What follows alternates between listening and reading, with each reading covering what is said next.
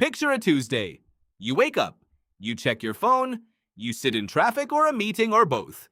You eat lunch at your desk. You watch something in the evening and feel vaguely guilty that you didn't do more. You go to bed. You do it again.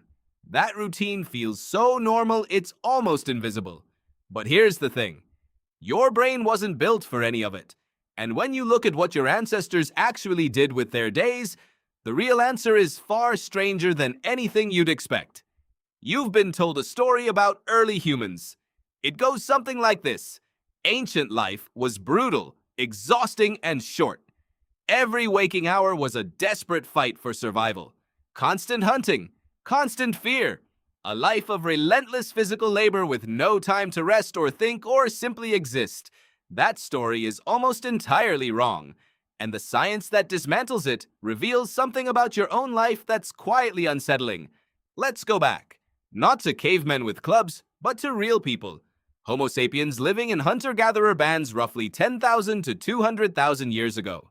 People biologically identical to you. Same brain, same nervous system, same capacity for boredom, joy, connection, and daydreaming. What did a typical day actually look like for them? The anthropologist Marshall Sahlins spent years studying this question and published his findings in the 1960s and 70s. What he found became one of the most controversial and cited ideas in all of anthropology. He called hunter-gatherers the original affluent society. His argument was simple.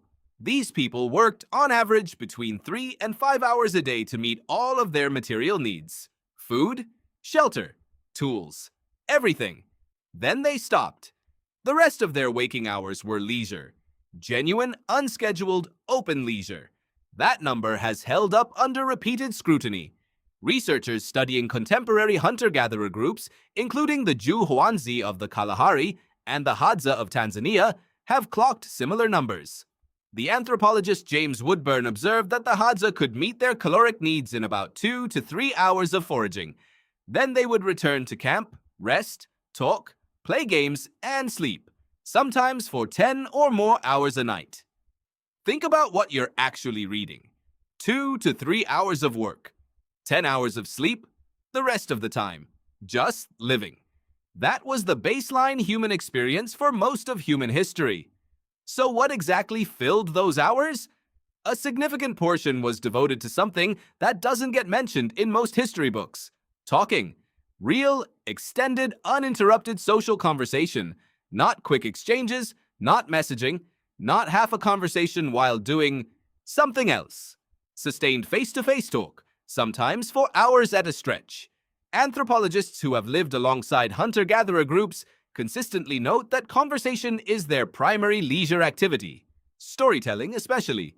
The evolutionary psychologist Robin Dunbar has argued that language itself evolved not for planning hunts or communicating danger, but for social bonding, for gossip essentially, for maintaining the web of relationships that kept the group alive.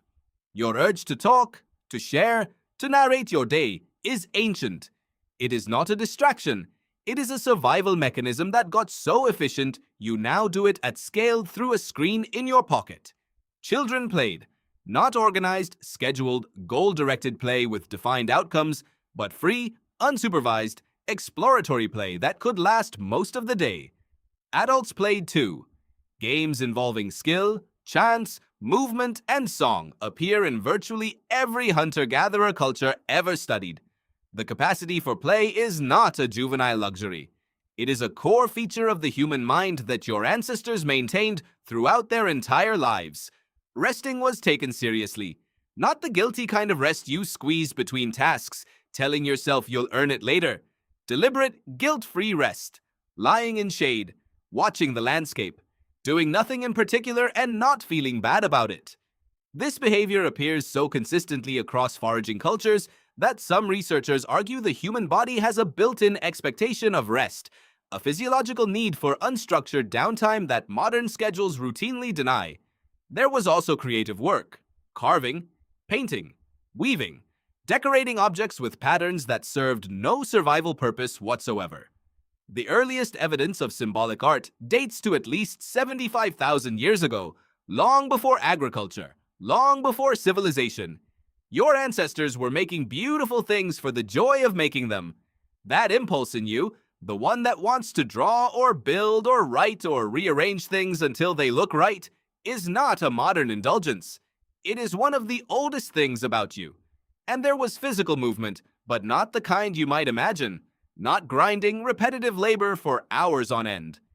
The evolutionary biologist Daniel Lieberman has spent decades studying how ancestral humans